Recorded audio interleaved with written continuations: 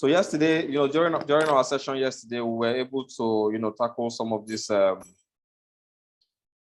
We were able to tackle some of this, some of these things we have here, right? On the MVP, we were able to, write out the value proposition, the tagline, and I mean, this is something we've done previously, but of course, we're able to explain, right? I think is Adebola on the call already? Okay, so I don't think Adebola is on the call, but I don't know. Is Chika on the call? Maybe they are yet to join. So let's proceed. Okay, so the value proposition, we're saying Medbookly helps users to book and manage medical appointments in Nigeria. On the tagline, we say we're making the medical booking process easy and mobile. And looking at the features, these are the must-have features. So we're looking at the security aspect, the security features. Basically, that would include the authentication and the authorization, right?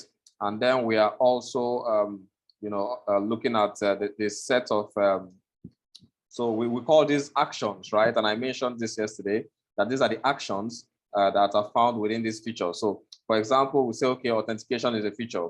What are the actions that can be taken, under the authentication feature? For now, we have sign up, we have sign in, and we have forgot password. So whenever you see this, this bullet, represents the feature, right? When you see this bullet represents, in this scenario, actually, it's a sub feature because we have sub features, right? Authentication and authorization. Now, under each, sub feature, then we have the actions, right? So as you can see, these are the actions. Sign up is an action, sign in is an action, and then under the action, you have the, you can call it the attributes, you can call it the parameters, you can call it the properties, you can call it the fields, So you can call this, let's come up with a chain to make it look easy to, let's make it easier to understand. So there are some people in the waiting room. Amaka, you can just admit them, right? There are people in the waiting room. So we have the features, and then we have the, okay, let's do it this way. So we have the actions. Some of them might have sub features. And, we tend to call them sub features, but, in the real world, we call them sub modules because of the way the application will be structured, right? So this is also referred to as, for example, you have a security, and security has authentication authorization. Now, just because I don't want you to, be confused here, I'm simply going to limit this to features and actions. So let's assume that we make authentication stand out as a feature. So let's try to refactor what we have here. So we have authentication, and I'm going to take this out. Let's just bring this back one step. All right, just like this. And then we have those actions. Okay, I think I'm going to make you the host, and then you just give me permission, because I mean the way people are joining the call, it's actually disturbing. It's actually disturbing me. Okay, that's fine. I'm here. Okay.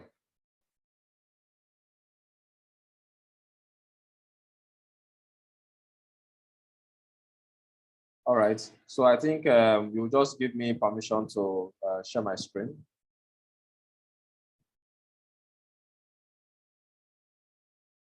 Okay, you can go ahead and share your screen. You have the permission. Okay.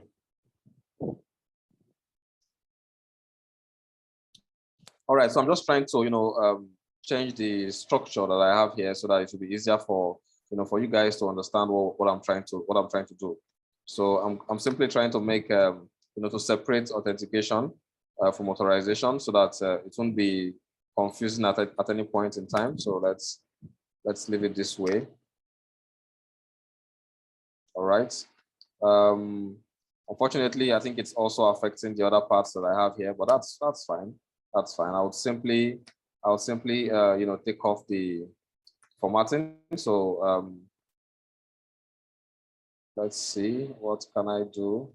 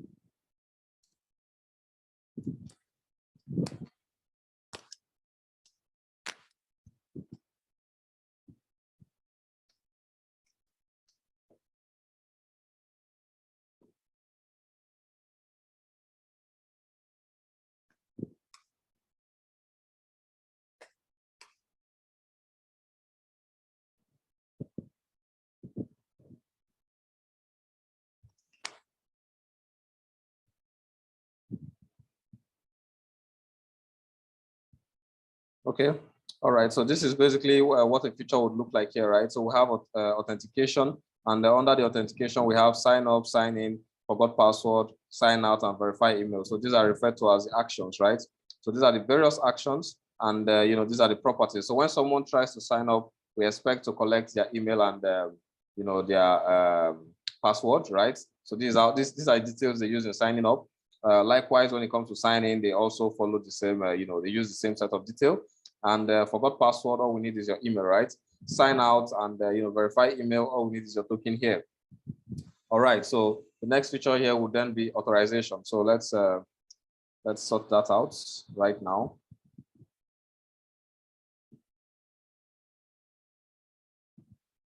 All right, so so we said if we're trying to verify a role, or when we're trying to create a role, there are multiple types of roles, right?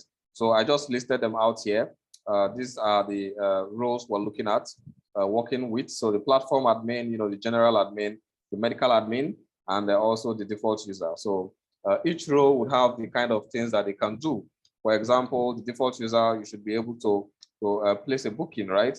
The medical admin has more permission. So basically, we're looking at under authorization. We're basically referring to roles and permissions, right? So we can try to break this down. I tried to explain this yesterday that authorization can be very complex. There's no default way to implement authorization. It can be as complex as implementing roles.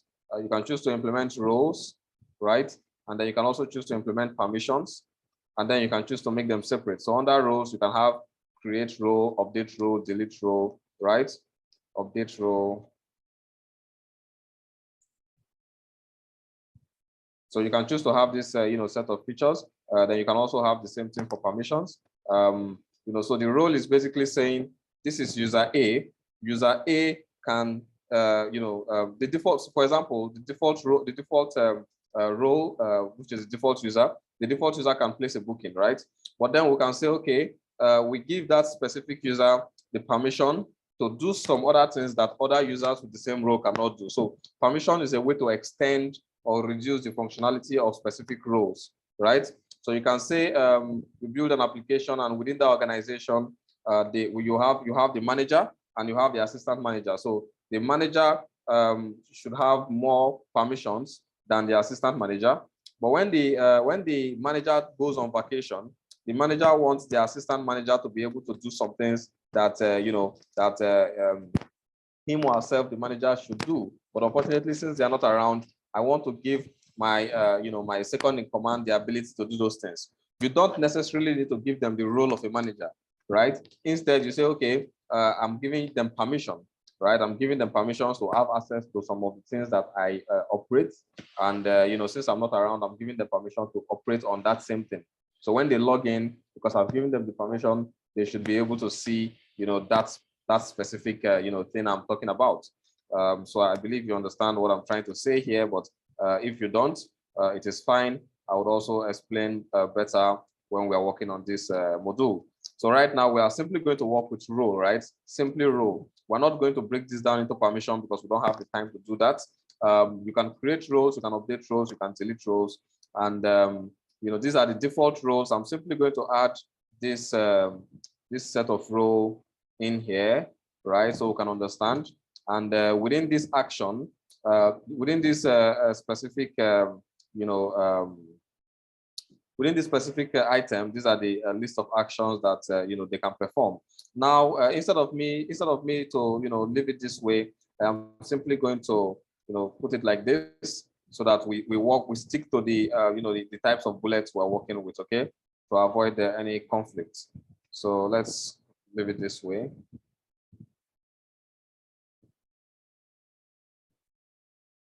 All right. So these are the actions. Verify role. Yeah, that's also an action. So we're simply working with roles, and these are like the default type of roles. We have three roles here: the default user, the medical admin, and platform admin. So you should be able to have a function or have an action that can create this set of roles, update this set of roles, or delete this set of roles, right? Then also verify role. So let's assume someone is trying to someone is trying to perform an action, you want to always verify. You want to always verify to say, okay, who is this person first? Is to say, okay, is this person a user, right? So you can verify to see if that person is a user. And the next thing you might want to do is to say, okay, does this person have the authorization, right? Maybe they are trying to perform an action. Are they medical? Is this person a medical admin? Why is this person requesting for this data? Is this person a medical admin? That happens within the authorization and within some of these items. So when we're creating roles, I think the backend guys should be able to know some of these details. Some of the details that would go in here. You can call it the role name. Every role should have a name, right? Every role should also have a description. Maybe that is not compulsory, so you can make that optional.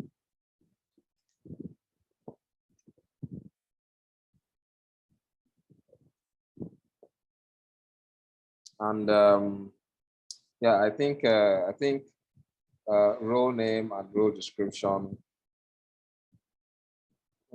Okay, so I think I would leave it at this for now, right? So when you are trying to update, of course, you are trying to update, you also need the role name.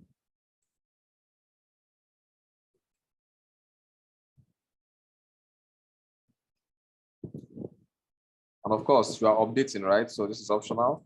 And the same role description, remember updating, so this is also optional. All right, then we have a delete role. When you are trying to delete a role, we can choose to delete the role based on the role name, which is not necessarily the best way. We tend to work with IDs. So by the time we start implementing this, of course, the backend would understand what I mean.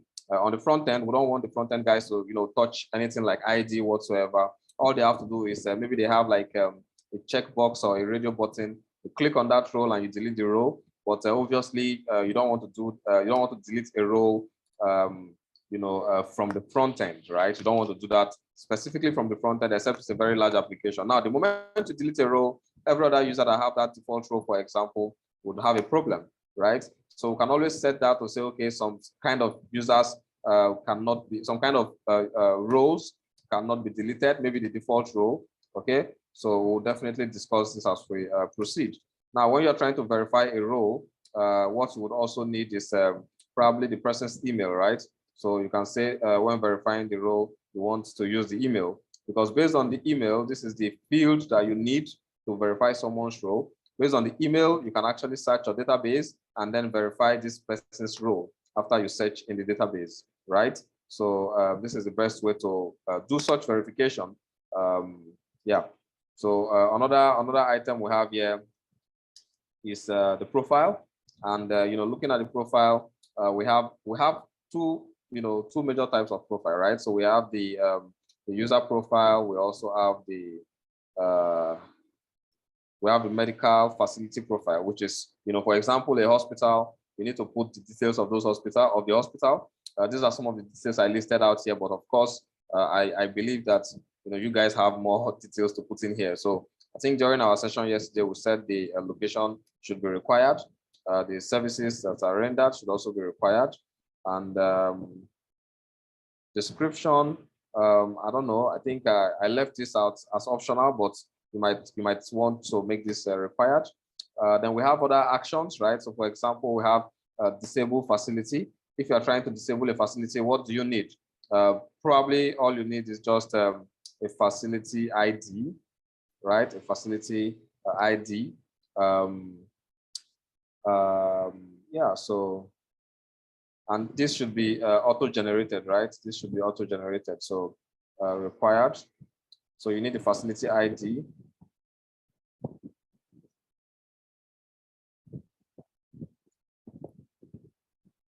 When you're trying to enable as well, you need the facility ID.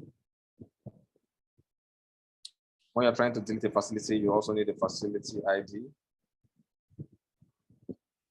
When you're trying to suspend, of course, the same thing. If you have any questions, ask me, please. If you don't understand, if you are not in the session yesterday, please don't come here and start shouting you don't understand. If you're not in the session yesterday, wait till that video is uploaded. But if you're in the session yesterday and you have any question, ask me and I will explain, okay? So on the medical booking feature, we have create booking. So maybe we can work on this together. Is Adepola on the call now? Please, I want We have your Adebola, Chika, Fatima on the call. Yeah, okay, so you can allow the PM guys speak, please. Every other person can drop your feedback on the chat, or you can raise your hand.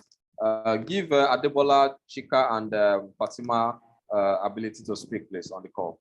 So so for the PM guys, please tell me. So when we're trying to create a booking, what are the what are the fields, or please, for the UI UX folks, drop your response in the chat or raise your hand, and we allow you to speak. And we have to be fast, okay? So Adebola, please, help me out here.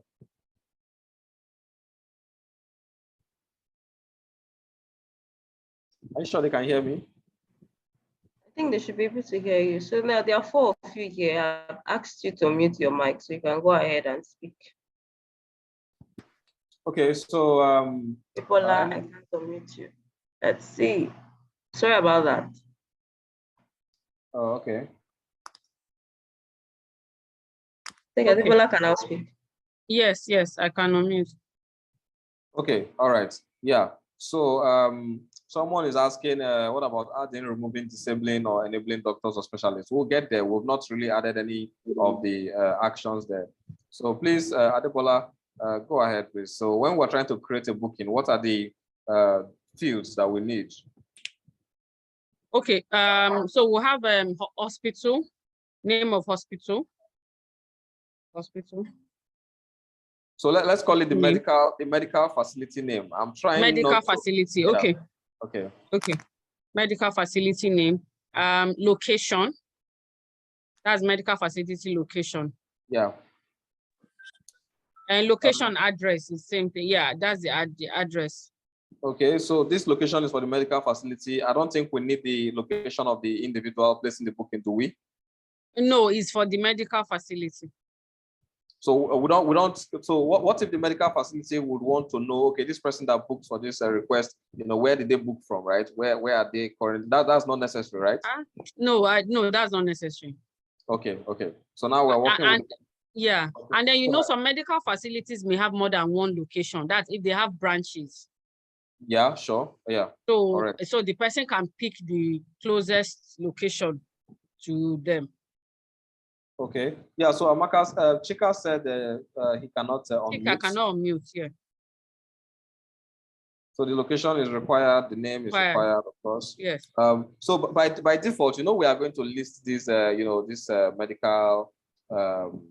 this medical facility. We're going to list them, right? So when they are selected, I think some of these details would would show up automatically. So they don't need to fill in some of these details, right? So this we just have pop up, then they will just select. Yeah, exactly. So the medical facility name, the location.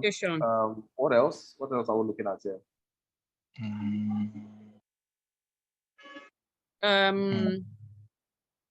Can we include? Someone is asking. Go ahead. Can we include the day, like when the person wants to come for the appointment date? Exactly. Yeah. Appointment date. Okay. So and then time also. Okay. Appointment time. All right. Of course, we still need the profile of the person that is placing the booking. We need their probably name, email, and phone number. All right. Yes. Then the person can also maybe how do I explain this now? Kind of put a short message describing, maybe like describing their symptoms. So we can put that under the appointment description. Appointment description. And I think that should be optional, as we discussed yesterday. Yes, it should be optional.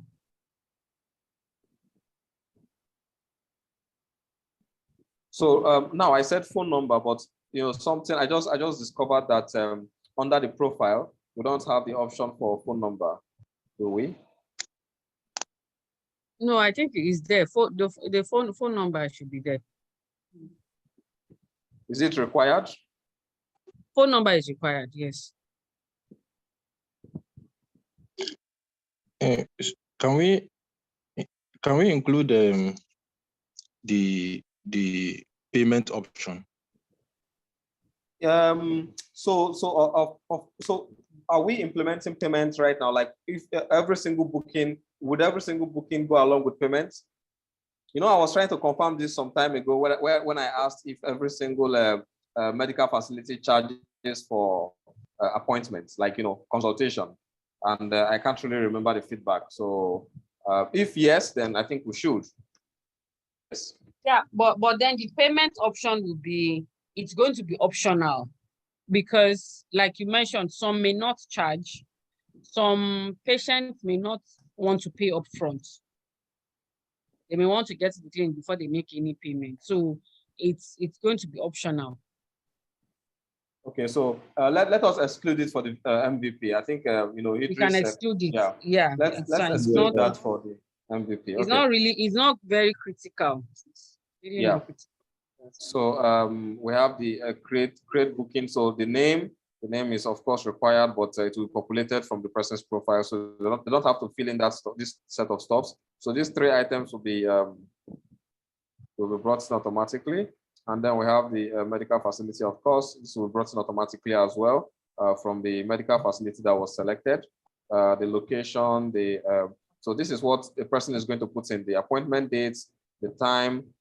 So the question is, let's assume. Then okay. Notification. Okay, so like notification also. So like how often the person wants to be notified. A kind of reminder. Okay. So if you are booking, like maybe like you are booking 2 weeks ahead, so I want to be reminded daily or twice a week or a day 2.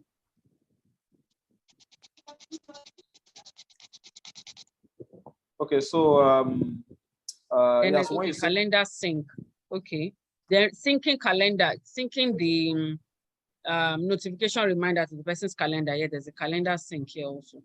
yeah, so I mean that's a very good that's a very good one for the experience. That's a very good one for the experience, but we're also trying to ensure that you know, we wrap this up as fast as we can.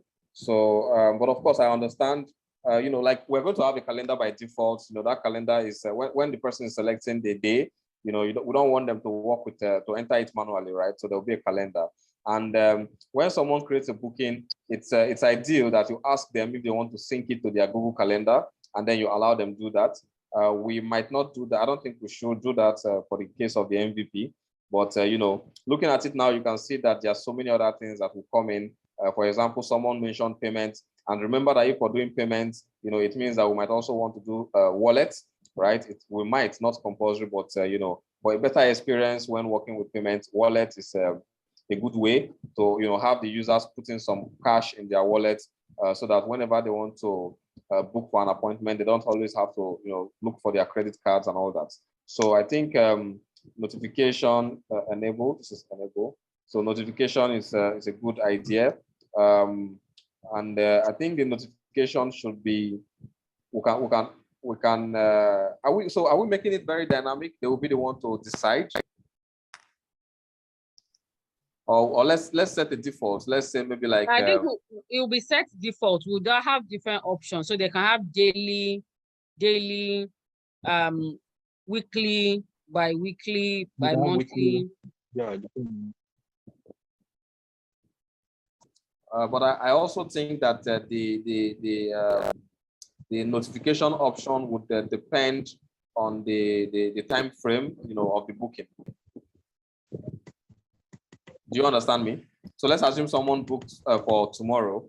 Of course, you can't. Okay. Yeah, you want to be able to.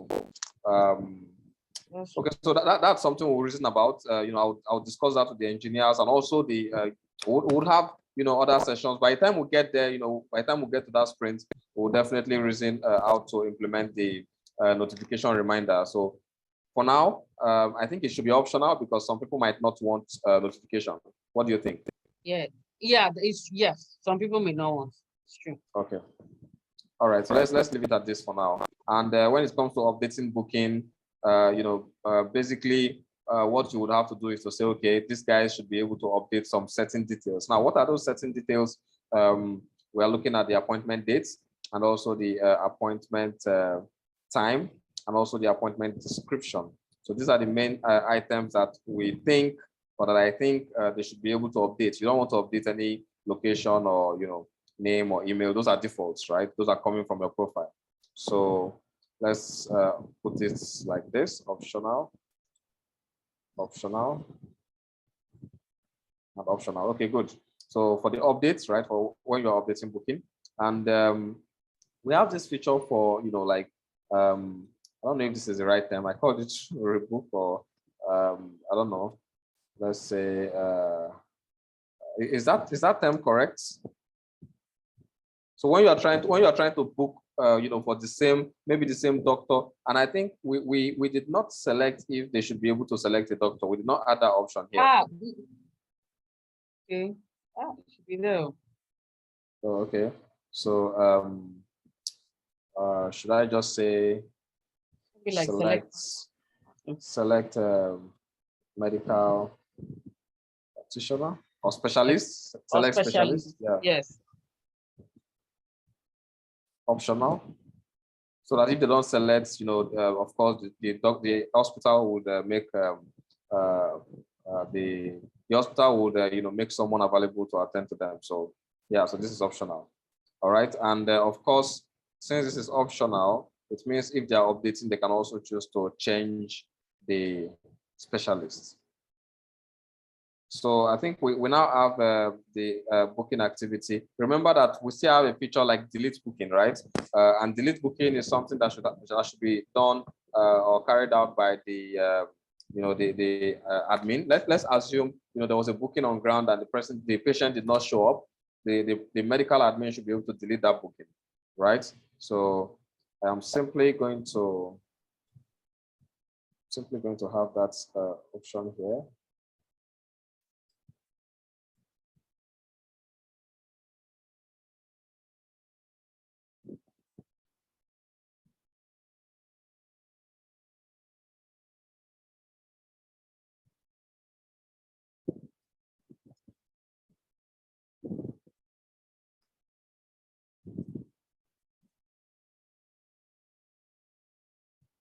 So now remember, this is where you start looking at things like roles, right? So if we say we have a delete booking feature, now who should be able to delete a booking? It is the medical admin, that has access to this specific booking. Now, not all medical admin should be able to delete this booking. Only the medical admin that belongs to that medical facility, that the booking came in, right? Only that medical admin should be able to delete this booking. So that's the logical part of things. You don't need to include all those logic here, right? During the implementation, the team would know what to do. They know how to do it.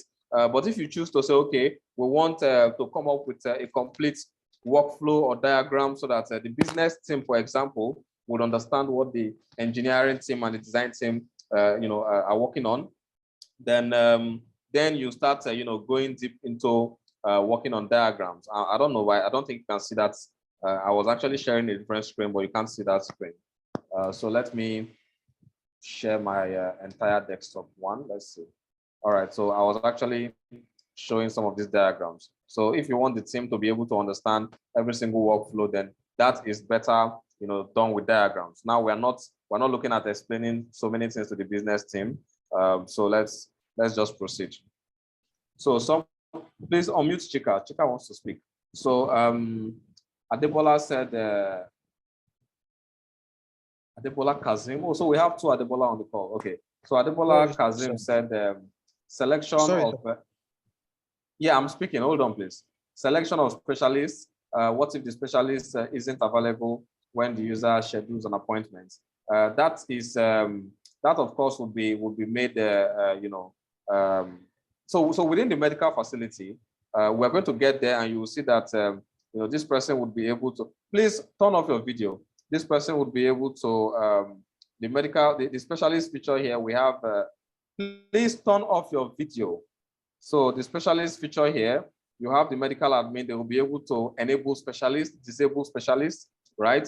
And when you say available, it's like asking if that person is already booked, right? We'll definitely talk about that at the Bola Kazim. Taiwo Bello said, I feel there should be like confirmation of availability for a patient for rescheduling. for patients with later appointments. I don't think I understand that. Adebola, do you understand that? Adebola Adeyinka, do you understand that? From Taiwo Bello, please check the chat. So, Chika, were you the one trying to speak? Yeah, I was trying to, but you've already answered the question. I was trying to point out that if a specialist is not available, like it should also show in the user's dashboard that, okay, this specialist is not available at the moment. I don't know if that would be a good idea so that they can't select a specialist when the specialist is not around. So I don't know. Yeah, so I think what we can do is when we get to the specialist section here, we would have a feature where the specialists themselves could list, can maybe turn off their availability, right? So when they turn off their availability and you try to book, the drop down that would show there would not carry their detail, or probably it would carry their detail, but also let you know that they are unavailable and they cannot be selected. So yeah. So someone said an interview mentioned something like she being able to choose the gender of a specialist. Well, when we have the list of specialists show up, you'll be able to see the gender, and it is up to you to select. Yeah. So we'll be able to see you'll be able to see the gender from the list of specialists. I think that is that would work. So that's from Michael Genius. All right, so I think that would work, Michael. So okay, I think Adebola replied to that. Your suggestion is not clear. Yeah, that's correct. Taiwo, please explain. Oh, okay. I meant if a doctor gives me a later date for meeting with the doctor, I should accept and confirm my availability.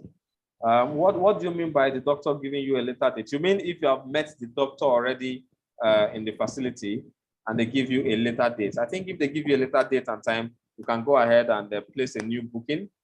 I don't know. I think that should work. For now in the MVP, if they give you a later date and time, you can go ahead and place a new booking. Anything that is done outside the app, or that is done outside the platform, we don't think the platform can take responsibility on how to manage your timing, right? So if you have discussed with the doctor one-on-one and you don't, place a new booking, the app is not responsible for, reminding you. Taiwo Bello. So I said, if you have this conversation with the doctor and the doctor gives you a later date, the app is not responsible for reminding you, okay? But if you then go back into the app and place a new booking with that date that the doctor have given to you, then I think the app can then remind you, okay? So I think that's how we should probably just, have it work for now, okay, for now. All right, so let's talk about the activity. Please mute yourself. So let's talk about the activity. Mute yourself if there's a noise coming from your end. Okay, so let's talk about the activity. So we have booking activity. Now, we are trying to, who is that?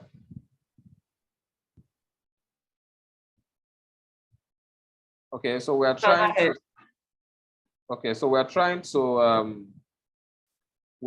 understand. So yeah, so when we say activity, and I want to first explain this before I put in the items there. So when we say activity, what we are trying to track is it's kind of like a login, right? So for example, the activity of Amaka, for example, let's assume Amaka is on Facebook, and our activities on Facebook. Today she updated her profile picture. That's an activity. Tomorrow she updated her header image. Next tomorrow she updated her user, maybe a username, or maybe she updated her bio. Now we've been able to accumulate multiple streams of activity so that Amaka can come and check on our activity list and say, okay, what are the things I've done on this app for the past 1 month? And then it can tell you, so and so day you updated your email, on this specific date you updated your bio, right? So those are activities. We're able to monitor and track your activities, which means we are tracking the actions, right? The actions that you've performed, we're able to track those actions. So in this, our own case, we are tracking the action, but we're tracking only one action to start with, right? This is an MVP. And the action we're tracking is simply the booking, action. So when you create a new booking, we store the detail of that booking somewhere, it will serve as your booking history, right? So we call that the booking activity. And basically what we are taking is the booking history. Now, looking at the functionality, you will discover that, we are simply, maybe we can do it this way, activity, and then we have booking activity. And then we are tracking only the medical bookings, okay? And then we have the action, create booking activity. Now, when you're creating a booking activity, what are the, so I would explain why I did this. The reason why I did this is because, going forward, you want to be able to scale this. So you might choose to track profile activities, right? So if you want to track profile activities, create profile, maybe update image, change username, change password, you're able to track all those activities as well, right? So you can even add more, right? You can add more feature, more activity options. But for now, it's just the booking activity. So since we're tracking the medical booking, when you are tracking the medical booking activity, what are the actions you want to track? Now, when someone creates a new booking, that is what we want to track. When they update the booking or when they delete the booking, of course, they should not, I think they can't delete a booking, but they can cancel a booking. Only the admin can delete the booking. And looking at what we have here, we totally forgot to cancel booking. So create booking, update booking, cancel booking. A user should be able to cancel their booking. Is that correct, Adebola?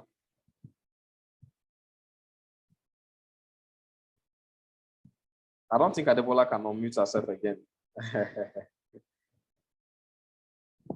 Okay, so a user should be able to cancel their booking, and they should be able to cancel the booking using the booking ID. Yes, sorry, I couldn't unmute. Oh, okay, sorry about that. So the user can cancel their booking, but they cannot delete booking per se. The delete booking is going to come from the medical admin. So for the activity, we're focusing on booking activity. So when a user creates a new booking, now the user is not creating a booking activity. When a user creates a new booking, the activity is being created. So this is going to be happening on the back end. We don't need any front end for this. This is going to be, triggered and created automatically, and it's going to be kept as a record. So the UI UX team, you don't need to design anything to tell us how the create booking activity would work. What you need to design for us is to show us, tell us that, okay, this is the UI that would show the booking history, right? The booking history, right? So that's what we need. And so we're able to create booking activity. And I think one other thing is, to list the booking history, right? So this is under booking activity, right? So create and list. We don't want to include delete because we want to be able to, just have this record listed out. I don't think we want to delete for now, but of course it's something you can extend, right? So someone asked a question. I saw that question. How about reschedule booking? Yeah. So thank you very much. I was talking about that, and for some reasons I think I just jumped to something else. So create booking, update booking, and yeah, let's have that. For some reason, it seems like I'm not so good at working with bullets using Google Docs. It's kind of confusing as opposed to working with Notion or Microsoft tooling. So sorry about that. So when we're trying to reschedule a booking, I think the most important part there is it's going to ask us for the new appointment description, appointment time, and also select specialist. So if we are rescheduling, do we want them to have the ability to select a new specialist or work with the previous specialist? Chika, what do you think?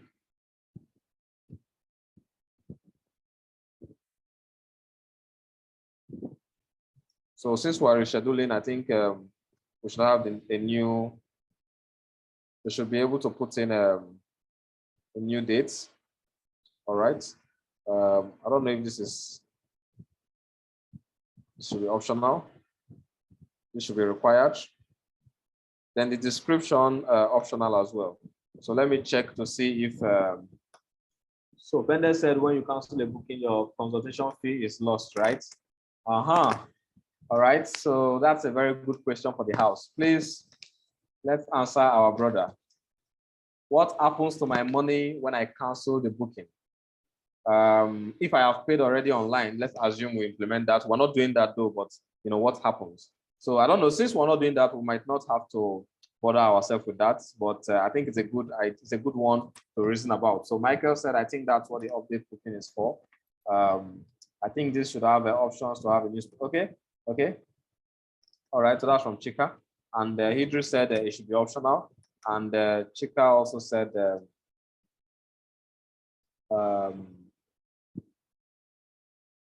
so please, we're not implementing refund option because in the first place, we're not implementing payments on the platform, right? For now, we have said that already, so please listen attentively. For the MVP, we're not implementing payments. When you get to the site, you can pay. When you get to the site, you can pay. So for now, for the MVP, we're not implementing payments. All right. So appointment description. So of course, when you are trying to reschedule, we expect you to put your new dates. This should be optional. The appointment time, of course, is required, and of course, the description is optional. So Idris is asking, what is the difference between reschedule and update appointment? Well, update is actually to update the previous appointment you've made to change some details in there.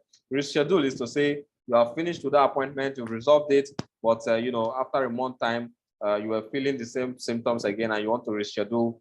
So when you reschedule, you don't need to enter a lot of detail. It's just going to pick some of the previous details in that appointment, and then list it out for you, and then you can reschedule that appointment, that booking. So in a way, the reschedule booking is also almost looking like a new booking feature. The create booking. I just think that the only difference is that we would have a pointer to show us that you are actually using a previous booking as a template, sort of, right? So you don't have to enter a lot of new data. You don't have to select. You don't necessarily have to select a new set of item. You just you're just kind of like referencing a previous booking. Do you understand me, Idris? So payment is a could have, not a must have. Correct. Okay, so Amaka is saying for the question of refunding, like you said, there will be a wallet. So if you schedule or cancel your appointment, your money should be refunded. Yes, but of course that is a could have, not a must have. So we're not implementing wallet or payment right now. Okay, but it's good to also understand that you can do that. So someone said, so all past booking will have a reschedule button. Yeah, we can do that. We can do that. So you can actually reschedule from the booking history, right? So yes, you can do that. So what about, somebody's asking, what about the third party booking? I don't think I understand what you mean. So maybe you can explain better. Now let's move on to specialists, right? So let's move on to the specialist feature.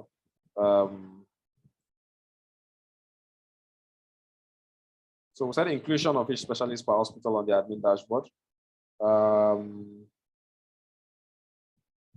Okay, so I don't think we should actually describe it this way. So basically, what are the actions, right? So we should be able to create a specialist, and this action is, is performed by the hospital, the hospital admin or the medical admin. I don't want us to even list this out, for now, because we'll consider listing it out very soon. Let's just proceed. So we should be able to create a specialist. We should be able to update specialists. Now, when you create a new specialist, the expectation is that, of course, you are creating a specialist, you are putting in their details, right? So I don't know if I should call it a specialist name, email. Let's avoid the tautology. So name, email, title, right? Gender. Okay. What else? What else are we looking at here? Remember that this is going to specialization, correct? Correct.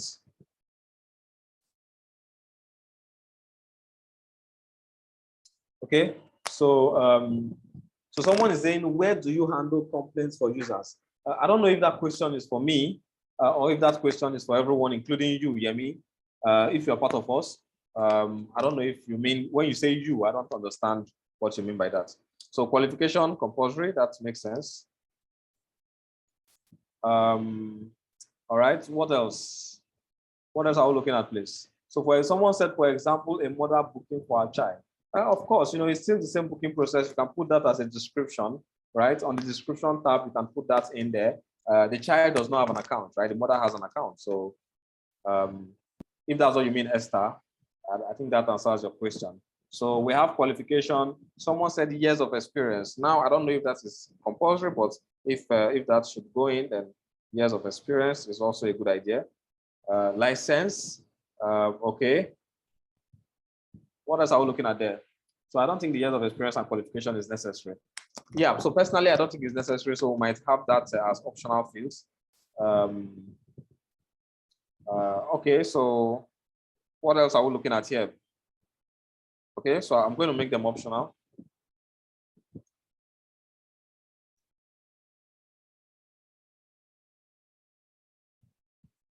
Someone said department. I think that's already like specialization. Michael, I'm not sure. Explain if you think it's not same as specialization. Let us know. So optional, gender is optional as well. I think title is of course compulsory, so required. Email is required.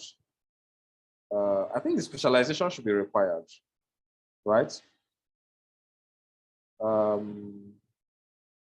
So you see, someone just said, should they be able to review specialists? Okay, now that's a good idea, but of course, you see that you can actually have a bunch of features coming in that are, could haves, right? We are not including could haves in our MVP, but that makes sense, right? That makes sense. I don't know if we should include that here. Well, we're not going to include that here.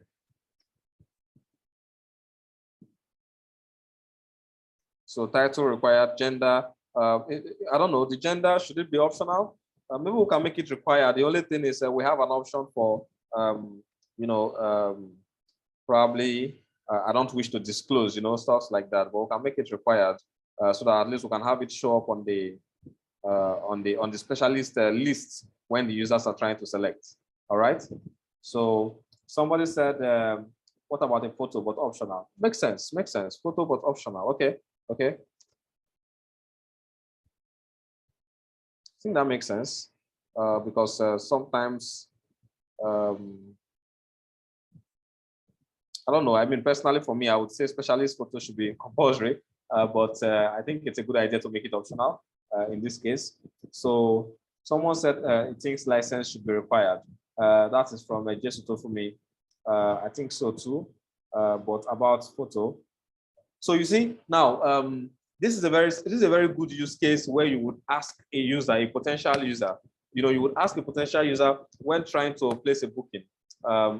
Is it necessary that you see the doctor or you see the doctor's detail when placing the booking, right? And what kind of details do you want to see, right? So you have the users tell you these things, right? And I think I don't know if any of you asked your asked this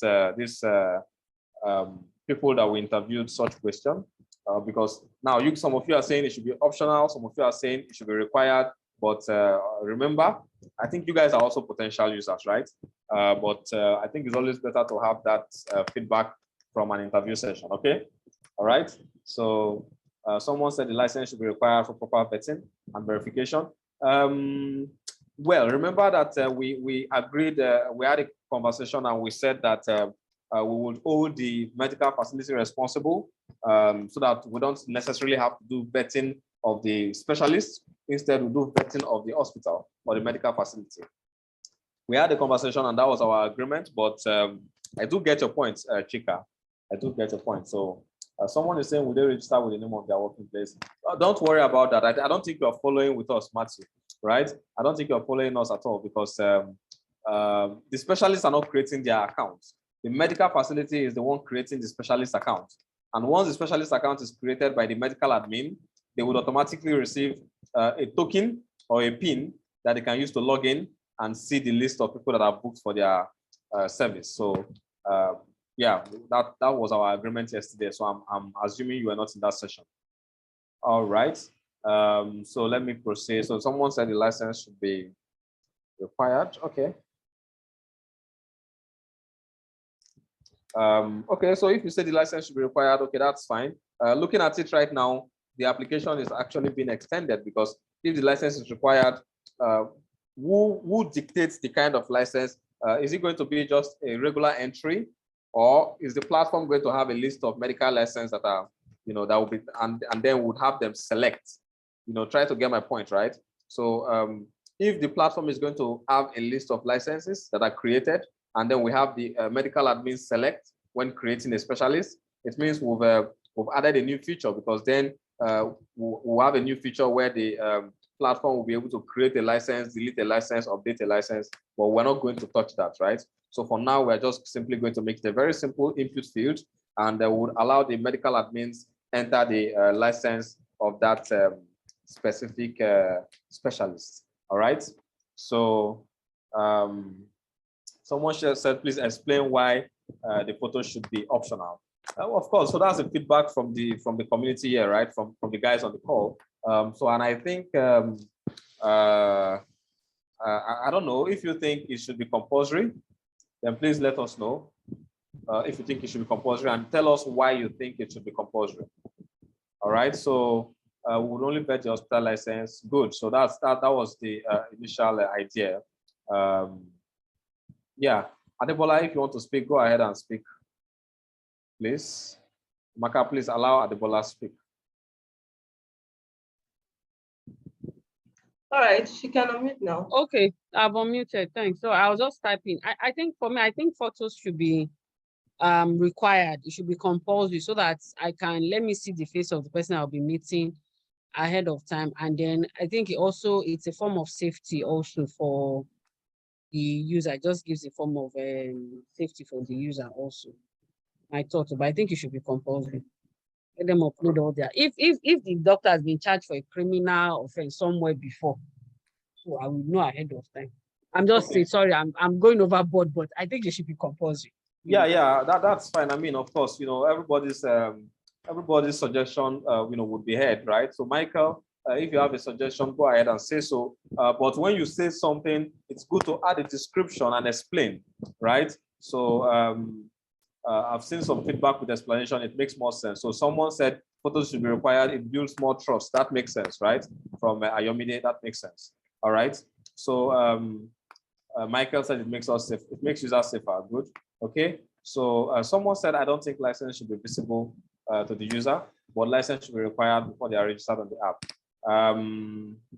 Okay, that's from Yemi. So he said he doesn't think it should be visible to the user. Now, maybe you can tell us why you don't think it should be visible. Is it for some kind of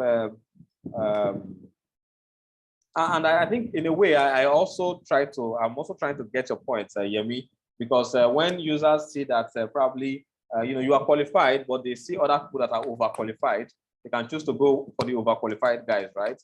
If that's your reason, then I think it makes sense. It's just like placing 3 items and saying this one has a PhD, this one have a master's, this one have a BSc, and you ask someone, who do you want to select as a teacher?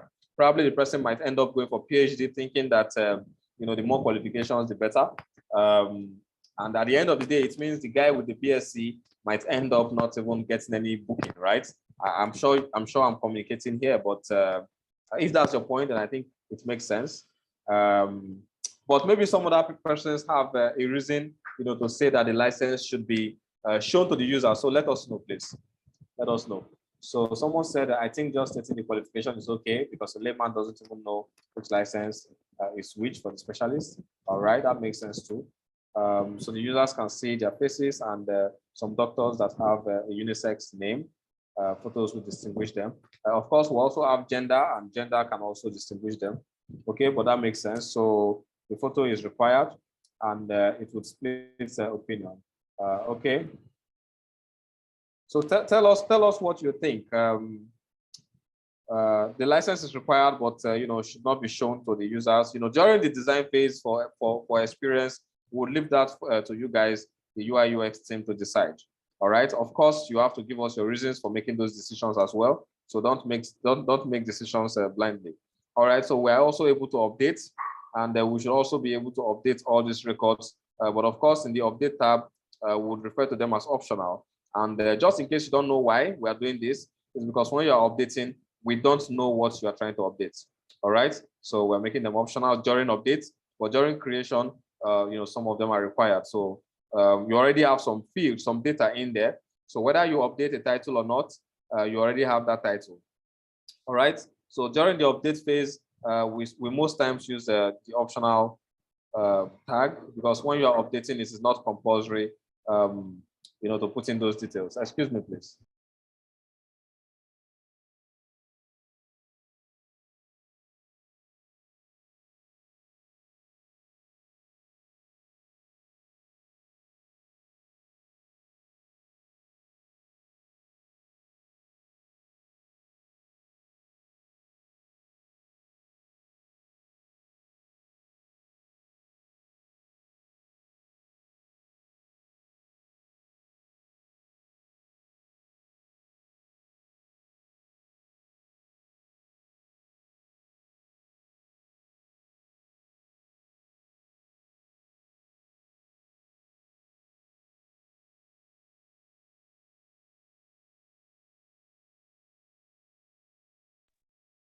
All right, yeah, sorry guys, I muted myself and I was unable to unmute, so I had to quickly chat up on Marker to give me permission to unmute. Sorry about that. Yeah, so sorry about that. Let us proceed. So, so someone said the app in general should guarantee the user that the specialists are very capable, and it's like OLX versus Jumia.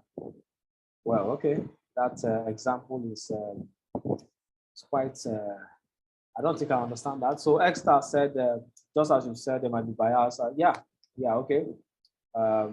License is best kept away from the users, if that's what you mean. So I think on the UI part, you guys would handle that respectively. So I can't hear any. Oh yeah, so I was muted. Sorry about that. So at this juncture, I'm a little unclear about the specialists. Would the patients be choosing their specialists by themselves? So it's optional, right?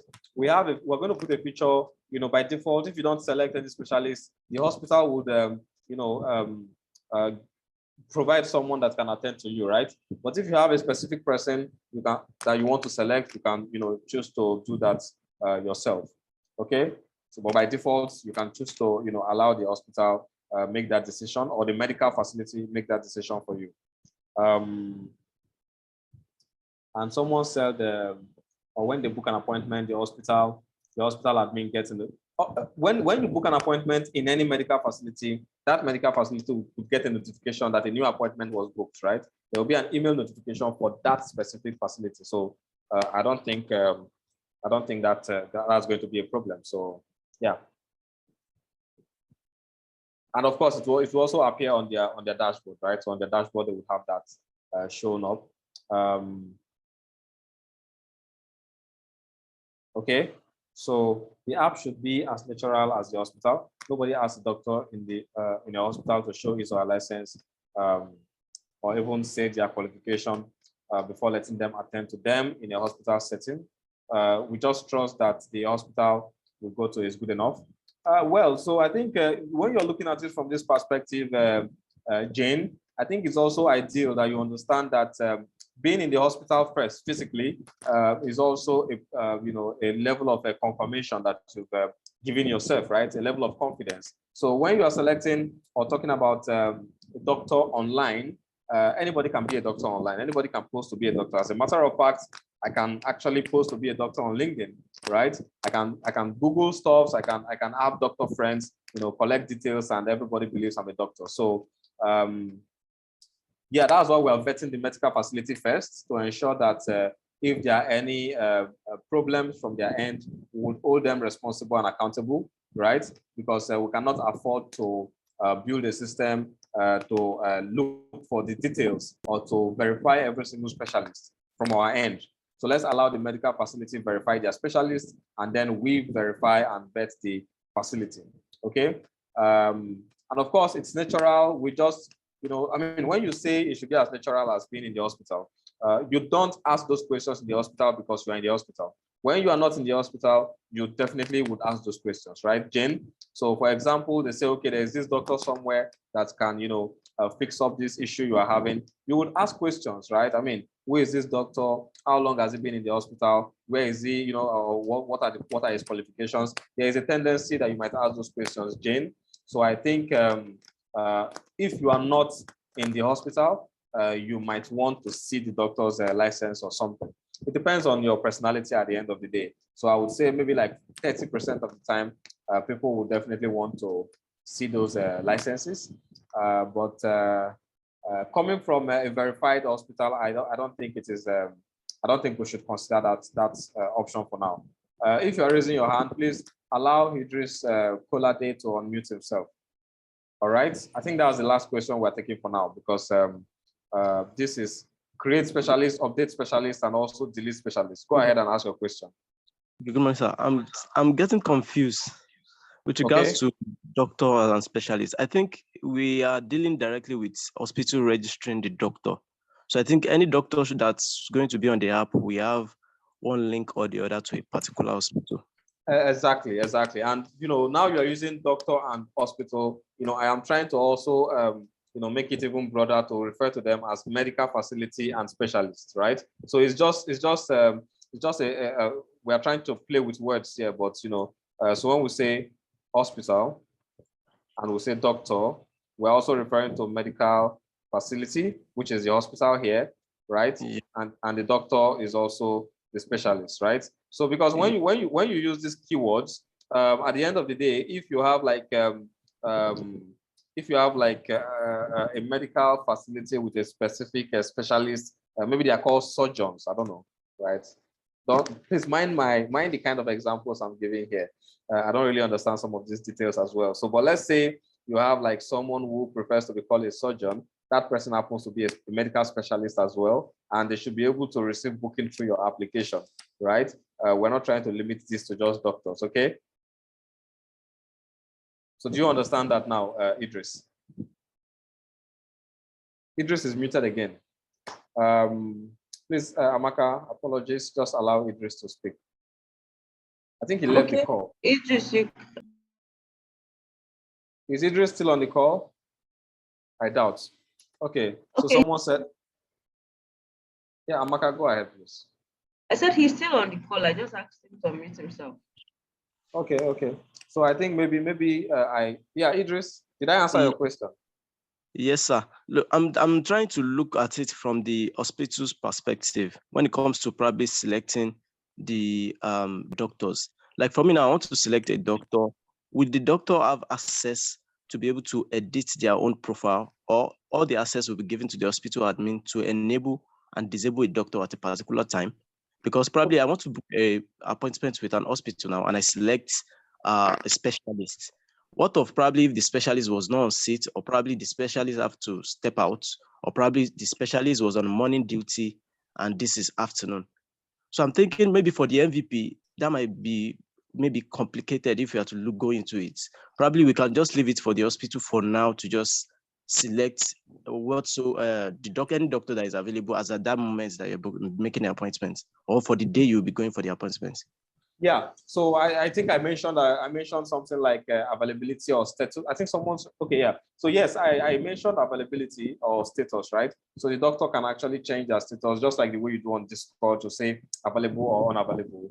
And we are not touching on a lot of things, because this is the MVP. Now take a look at how complex it's looking. Somehow, it's already looking a bit complex, even though I would say it's not.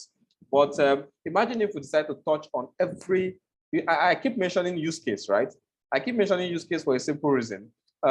This application, if we try to look at it from every possible use case, we are looking at having an MVP that might contain details like this with more than 10 or even 15 pages. Trust me. Now, it's looking, it's getting long because I'm actually including all these details, right? Ideally, you might not want to include this detail. We are doing it this way so that you don't go back to ask the PM questions to say, okay, what should I have qualification or should I have specialization? We don't want you to make this decision by yourself. That's why we're making this decision as a team, as a group, all right? But assuming we did not put all these details, of course, everything might even fit into one page. Correct? Okay. So what we can do here for the specialist is to say update, and update is coming from the medical admin. But long term, we can also allow the specialist to update some details. Not every single detail, some detail, maybe like their I don't know, maybe name, right? I don't know, or I don't even think it's a good idea to allow these guys update this record for now, right? For now, because there are so many complications I'm seeing from there. If you allow them update their record by themselves, they can add more qualifications that they don't even have, right? Now, this is something medical, and this is not social media. On social media, you can change your details, and there is no repercussion. But anything medical, you have to be very careful. You have to ensure that there are levels of security and level of protection built in on this application. You don't want a specialist to just come in there and say, okay, so yesterday I got my documents and I'm now a certified, probably one random title. They just throw it in there. You don't want that. So for now, let's allow only the medical admins to create the specialist, update the specialist, and also delete a specialist. Let's assume that specialist no longer work with them, right? So they should be able to delete a specialist. Long term, when we start getting feedback from the specialists saying they want to be able to do this by themselves, then we can allow them to do that. Okay. For now, let's add that level of restriction. And I think for now, this is fine for our MVP. Let me know if you think there's something else we should include here. I think another thing is the when creating a specialist, let's add availability or status. I don't know. I think it can be availability, available or not available, or it can be status, active or inactive. So let's use. Someone said updating the profile should be from the medical admin. Yeah, so updating the specialist profile should be from the medical admin.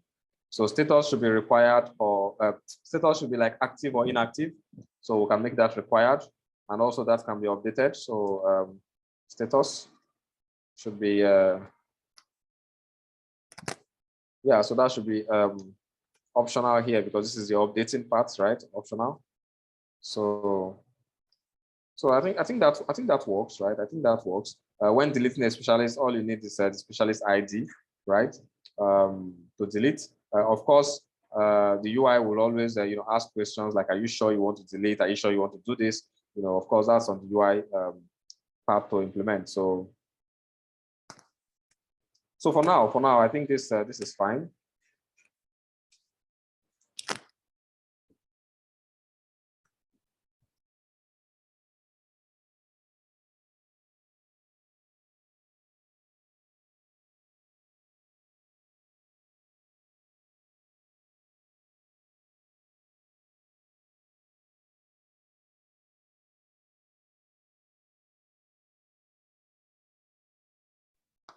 Yeah, so sorry, I was locked out again from unmuting. So someone said, are we, the UI UX team, going to have access to the MVP?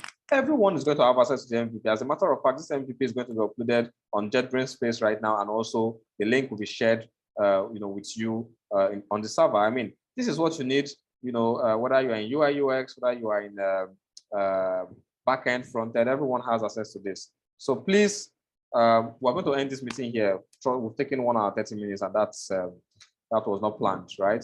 So we're ending here, and we're going to start building from here. This is the first sprint. We're going to start with authentication, right? Authentication, that's our first sprint. And I actually had a meeting with some guys yesterday, and I explained how the sprint would work, right? I won't be able to do that now because of time, but I would have to do this today, and I would have to explain how you'll be grouped. How you. So for those of you in the front end, I'm going to explain how you'll be grouped. On the back end, I will explain how you'll be grouped. I've explained that to the UI UX guys already, and they know what to do. So I don't want to take too much of the time. Instead, we can have a call later today, and I will share the MVP. You guys can go ahead, consume the MVP, try to understand everything there, and I would explain this what you're seeing here later today.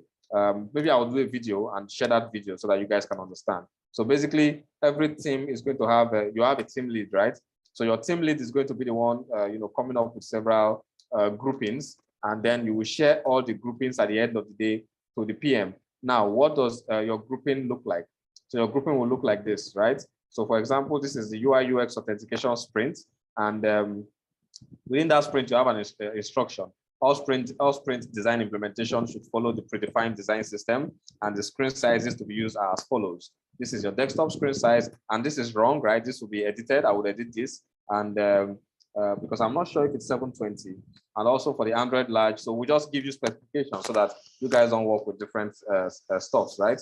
Then this is going to be the structure, right? So within the UI UX working on one sprint, everybody is working on that sprint. So you would have a certain number of people that would implement a certain page, right? And a certain number of people that will be working on the content, a certain number of people would work on assets, right? And then you have your team leads, Jesu Tofumi and Idris, and they will be in charge of. So those smaller groups, you guys would report to Jesu Tofumi and Idris, and this Jesu Tofumi and Idris being the team lead would now come up with a list to say, okay, team A would work on the sign-up page, and the members on that team is 1 and 2, right? Now team B would work on the sign-in page, and the members of that team would be 3 and 4, right? And then they would share this with the PM. This is what the PM needs. When the PM receives this, the PM would go on JetBrains Space and refer to your entire team as team A, right? And tell you what you are expected to do, right? And they also put in the list of names that are on that particular team. Then team B, so these things will be added to the JetBrains Space, so that when you get to the space, you'll see your team name and you will know what your team, will be working on, right? And I also made him to understand that your team name, of course, can be, you guys can have a call to decide a name. It must not be team A or team 1 or team B. You can call your team name whatever you want to call it, right? And when you're done with your, when you're done with that, the teams, the team lead would come up with a document that look like this and share that document with the PMs. So the PMs can manage your documents, can manage your teams respectively on JetBrains. So don't worry, don't be bothered. I mean, it's quite simple. Probably I know I'm fast because of time. I am rushing some of these things. Apologies for that, but this session is recorded, so you can go back, download this, slow me down on YouTube, and I'm sure you would understand some of these things we've discussed. All right. So someone said there should there be a limit to the date at which the users can schedule an appointment? So that's a very good question. And I think that discussion can come in later, Kazim. So thank you very much, guys, and do have a productive day. I'm going to share the documents, or I would ask the PM guys to share these documents with you again. This document will also be uploaded on JetBrains Space.